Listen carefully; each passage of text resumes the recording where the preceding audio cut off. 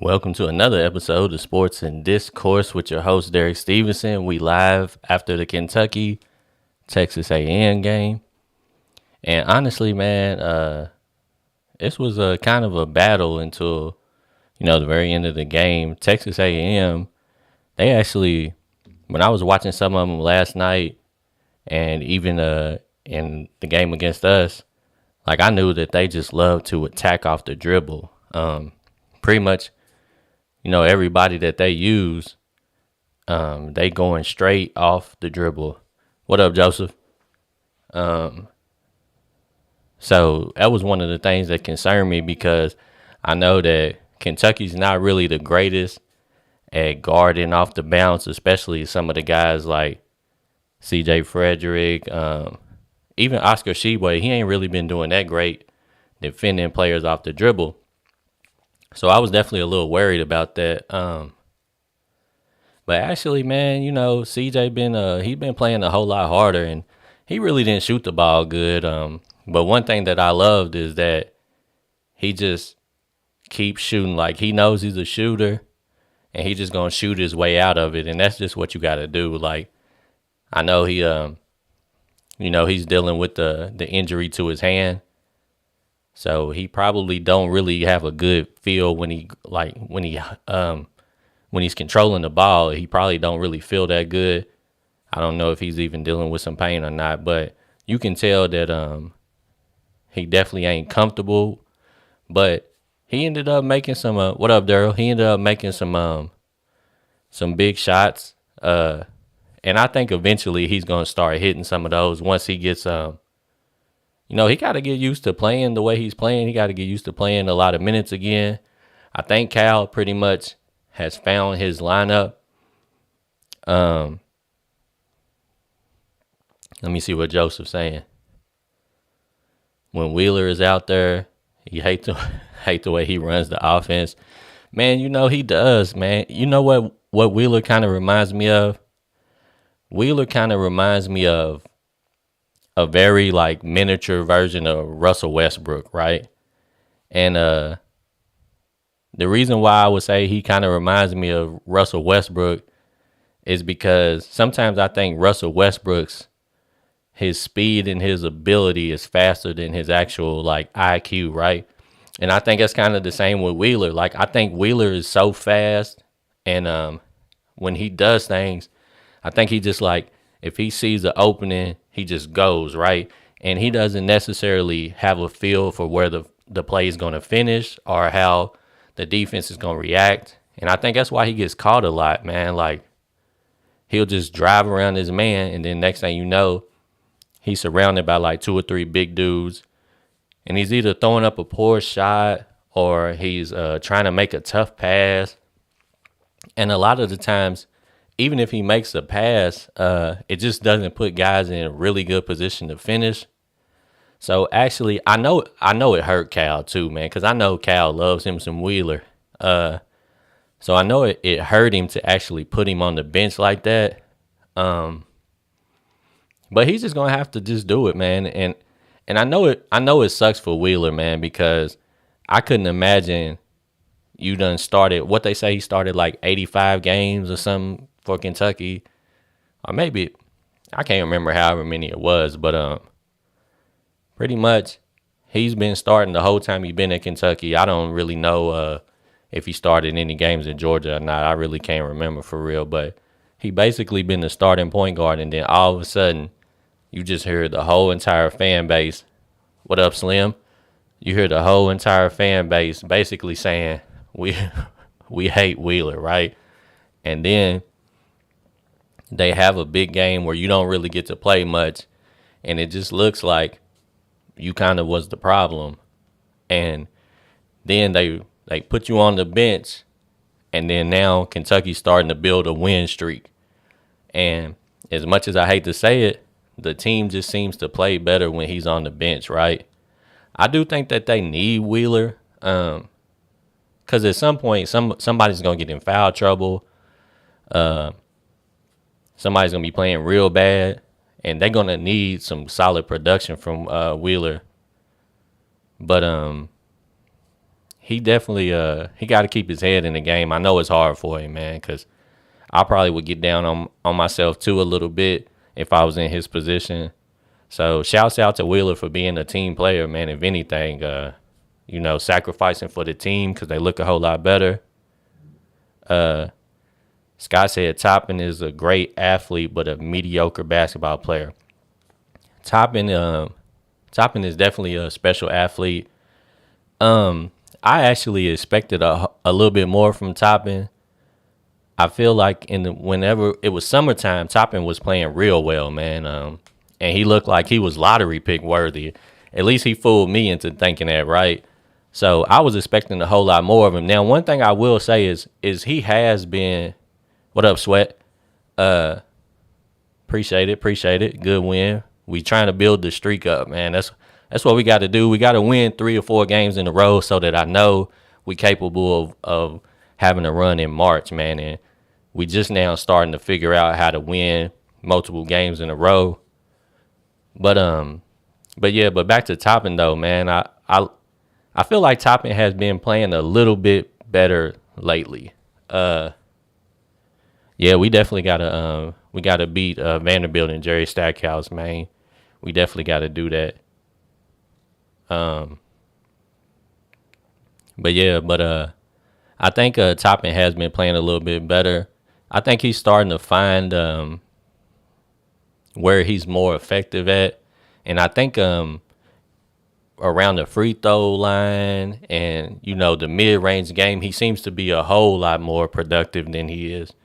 And he's been running the floor pretty decent, trying to get some buckets in transition and things like that. So, actually, he could do a whole lot better, but I like the way he's playing right now. Reeves is playing a lot better than he was playing. Reeves and Frederick just look a whole lot more confident now for some reason. And maybe it's because the ball's moving a lot more since Wheeler's on the bench. I think Wheeler is just kind of one of those point guards that just dominates the basketball. And I think sometimes he has players out there standing around and waiting on the ball, and then they just not ready when they catch it. So I think now you get Reeves and CJ a whole lot more active. Like CJ's making moves. He's giving guys some head fakes, and then he's doing a little 1 or 2 dribbles and pulling up some mid-range jumpers when they run him off the 3. And Reeves is taking a whole lot of mid-range jumpers. Reeves got to definitely hit some more of those floaters that he's been taking. But I do think that he will eventually. Once he gets comfortable, I think he'll start to hit more of those. But them two boys just look like totally different players, like when the ball's moving around. Oscar Sheway wasn't and that's a good thing too. We actually got a win where Oscar Sheway wasn't really like completely dominant like he normally has been, and that's a great sign for Kentucky because last year we just basically was trying to ride Oscar Sheway the whole entire time, man. So now they not really necessarily forcing the ball to Oscar, which is making them less predictable because a lot of times teams are just waiting. They know they're gonna just throw it into Oscar and he's gonna force up something. So now I feel like a whole lot more players is getting involved. It's making them harder to figure out as a team overall, which is great for us. So I definitely like to see the way the other guys are stepping up. Chris Livingston, man, he did all right too, man. Chris Livingston is one of those players too that I feel like he could go to another level. But for some reason, he has moments where he's out there and he goes a little quiet, like he might disappear for a little bit. But tonight, man, he was hitting the 3 ball. He was a lot more active on defense. So it was good to actually see Livingston starting to get busy a little bit because Livingston is that guy that I feel like Livingston should be doing almost as much as what Cason Wallace is doing. And Joseph, I think Lance Ware been playing his best basketball at Kentucky over the last maybe I'll say 2 or 3 weeks. Like I said, I want Lance to be super aggressive. I want Lance to use a lot of his fouls. I like when the big men just send messages like, now don't elbow people in the face and do all of that shit that Oscar was doing. Like, try not. I know, old boy was grabbing his wrist and he kind of did one of these joints. I don't want him to get into all of that because we need all the players available. We don't need no silly flagrant fouls and nothing like that. But I like big men that use up some of their fouls, man. Definitely put some people on their back. Definitely let them know, make them feel you when they come into the hole, man. And yeah, man, Lance definitely he definitely gave us some good minutes with Oscar on the bench. Yeah, Sky, we definitely we got some players that come off the bench, man, that should be able to help. Thero didn't get to play today. But I feel like Thero always gives us a good little boost when he does get to play. I don't know what the reason is at this point for him not really getting to play as much as he did. Maybe it was because he's out of shape. You know what I'm saying? Somebody had told me that it was him having growing pains, and then his father came on my channel and corrected me and said that that has nothing to do with it. So I'm really kind of confused about the Thero situation. Yeah, Damian didn't get to play either. Onyenzo got to play a little bit, but I think Onyenzo is eventually going to be an elite rim protector, but I just don't think he's going to be able to do it this year. And that, unfortunately, that's one of the main weaknesses of the defense is when people go around them, they don't really have nobody to protect the rim. And honestly, that's why I say like people like Ware and whatever, they need to use a lot more of their fouls. Put some of them boys on the free throw line. Yeah, my guy Sweat said he told some of the fans, man, it usually take us to about mid January, early February to figure it out. Yeah, man, I didn't think this team was capable of winning 3 games in a row when the season first started. Well, let me take that back. When the season first started, I thought they would beat pretty much most of the teams. I thought they would have a few tough games. But I definitely didn't think they would be at the middle to bottom part of the SEC. Like, I thought they would be at the top of the SEC, even though the SEC is good. I thought we would beat Michigan State. I thought we would beat Gonzaga, honestly. So I definitely didn't see us getting blown out by Missouri, losing to South Carolina. So hopefully they are getting warmed up. Hopefully they're figuring things out. I'm just glad, like I said, I'm just glad to see them actually being able to put some streaks together. Let me see.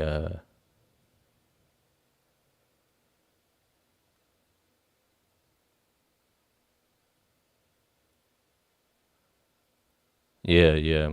Definitely a lot of times they definitely they move slow in the half court offense for sure. They actually sometimes I like when they run as long as they make good decisions because I do think that they play better in transition. But now I'm starting to like them a little bit in the half court because it seems like more guys are getting aggressive. Casey Wallace has pretty much been the second best player of the whole team, but even him, there's sometimes where in some of the games earlier in the season, I felt like Wallace was a little bit passive for my taste. But now even he's starting to be more aggressive, I think, because now they probably done told him, like, you're going to have to run the offense. You're going to have to score and get the other guys involved. So maybe his mentality is just a little bit different. Maybe he's just going to be more aggressive overall. But I like what they've been doing. Like I said, I love seeing the wing players getting the ball, making moves out the dribble.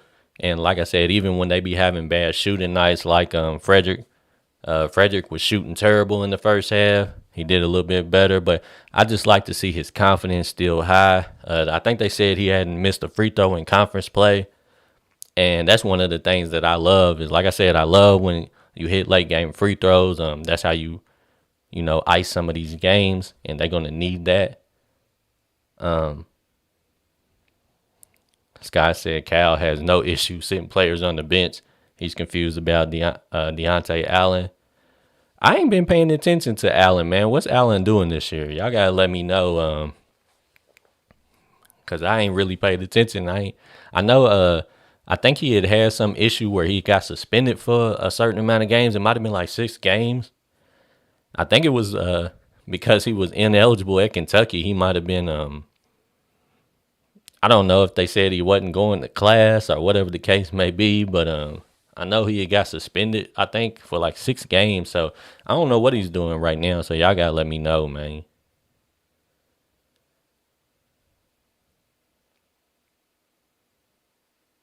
Yeah, yeah, yeah.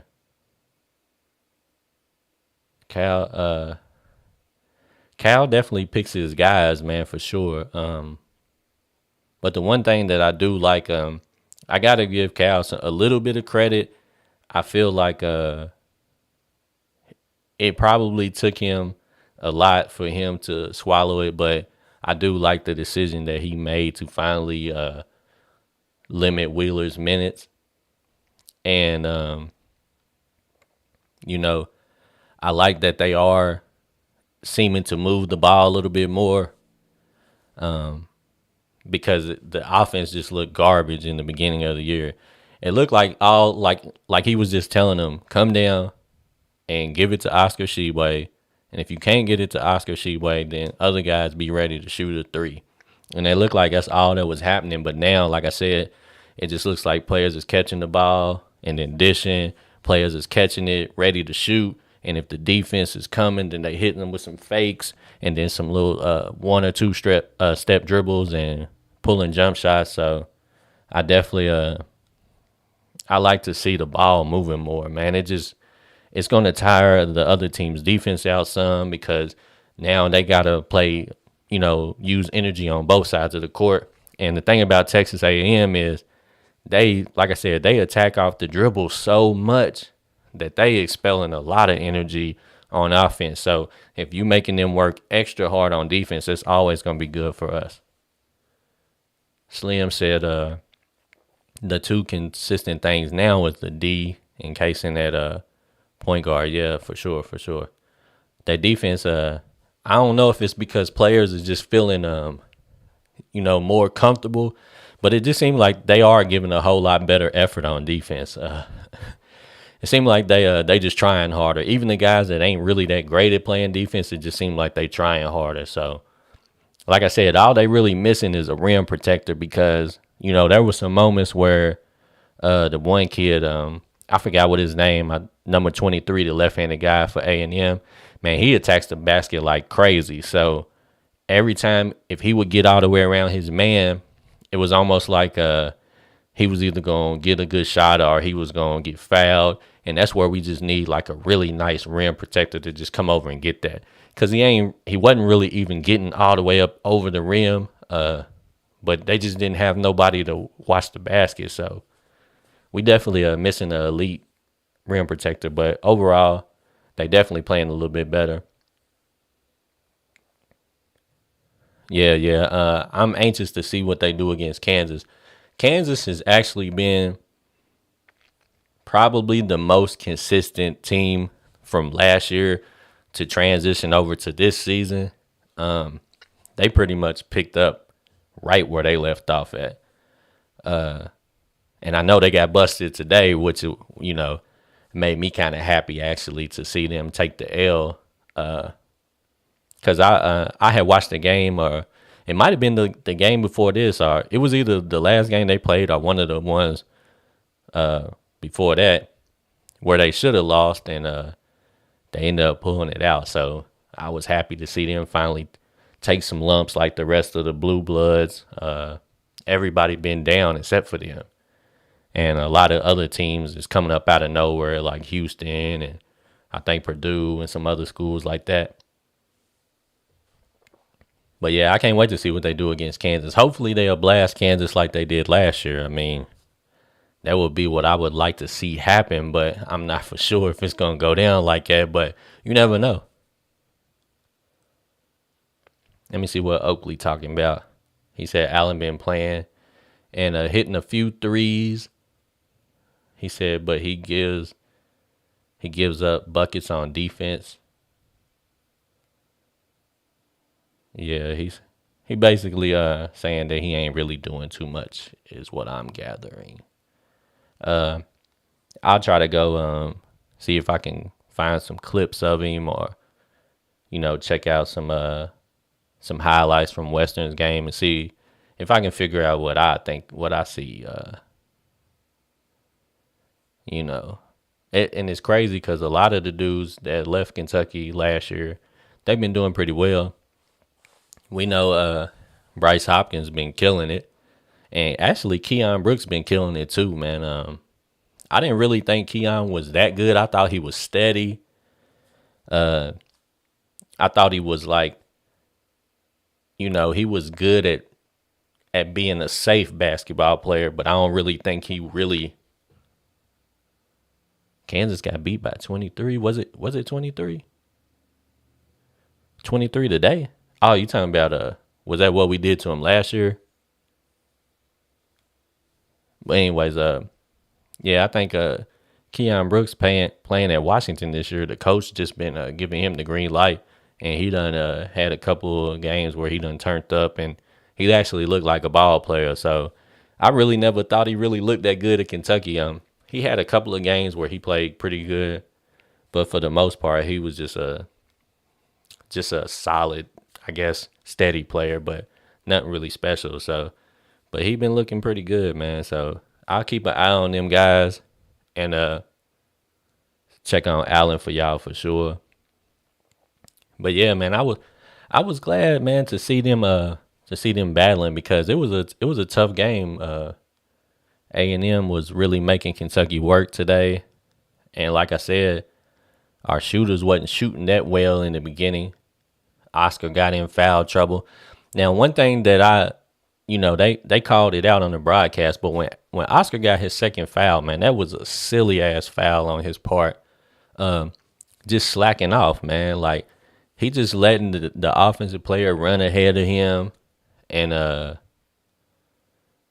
then he got caught slipping and tried to defend the paint and ended up fouling it. At that point, you already beat. He probably should have just gave up the basket and let Cal yell at him for that. Because at that point, bro, you already done messed it up.